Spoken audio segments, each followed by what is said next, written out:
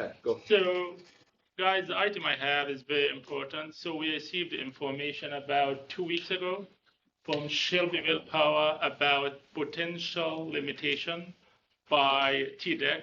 TDEC means the Environment Department. And the limitation would be implemented, reducing the amount of water intake, the daily water intake for the whole city. As you know, Shelbyville Power is the only provider of water and sewage services in the city. Right. And I will just go very quickly about what that means. So over here where the black circle is, that's where the water intake is, which means basically how they take water to clean it up before they distribute it to like businesses and homes. Not far up, and I don't know if you can see here, the blue area here, this is the sewage plant. So after cleaning up the water, it goes back into the river. And I'm going to be a little bit subjective here. If you can see here, the distance is not that much. However, again, there have been some issues here about the whole Duck River. There have been a lot of environmental groups that have been pushing for reducing the water intake from the whole river basin. So what does this actually mean? So if you actually have the letter that was sent to you guys, and I'm going to explain it in very easy language here, the way I understand it. So basically, as we speak now, the daily usage is over 7 million gallons a day. Mm-hmm. What, of course, this is not to count the future development that have already been approved. So what the limitation might mean, it might be reducing this daily intake to 6.3 million gallons a day, which is, according to how it was explained to me by Shelbyville Power, they wouldn't be able to meet some of the existing requirements.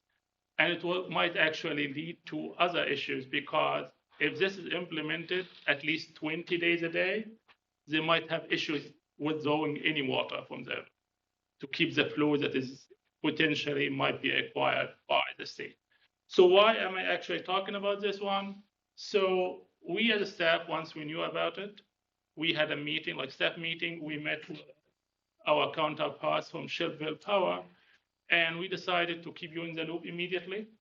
And you have a letter here. So my recommendation is that you guys, if you can, sign it, so to show that basically you are backing it up, and it's very important. Or alternatively, you can work on your own letter.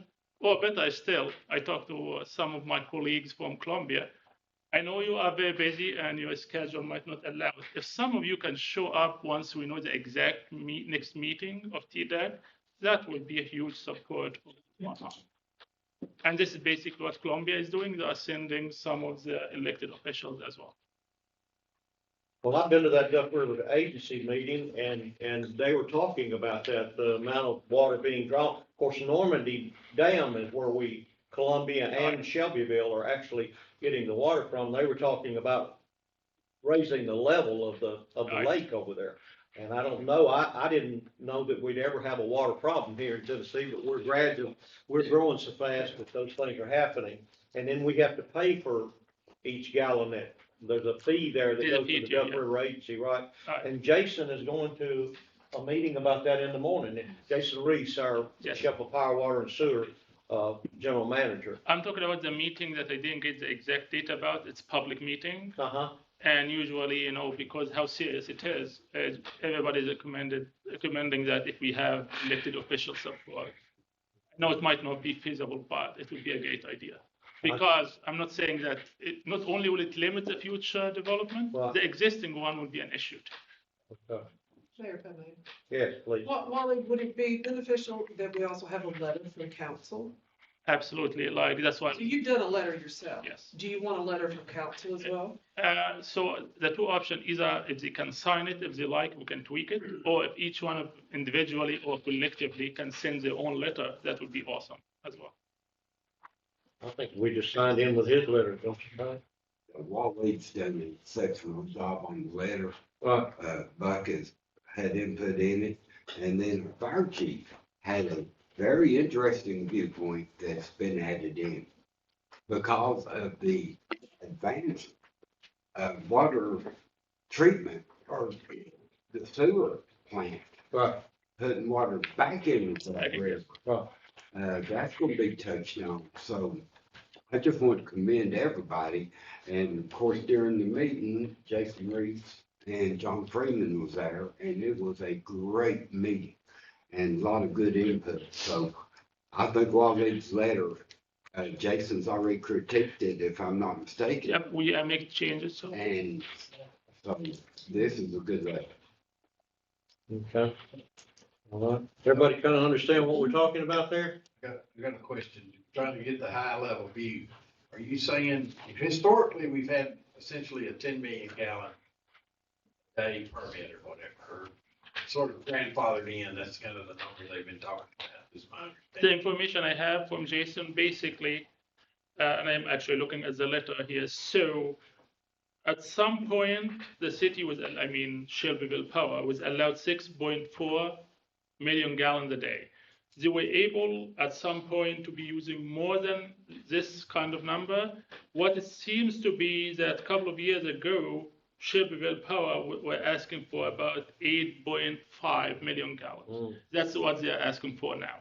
So the state want to go back to the 6.4, actually 6.04 million gallons a day. Yeah. And this information, I asked them to send it by official email, so basically it's accurate. You know how it is, when you are in a meeting, everyone will have different view or number. Those are the latest ones that we got. The capacity of the plant is 10 million. Okay, maybe that's where I'm getting it. Historically, we've always said, hey, we're in great shape Yes. with water. We've got 10 million We were capacity. never approved for that. You've invested now in the sewer plant, you bring it state of the art, best to capture, and now we're spending millions and millions and millions of dollars to capture extra water and put back in the river.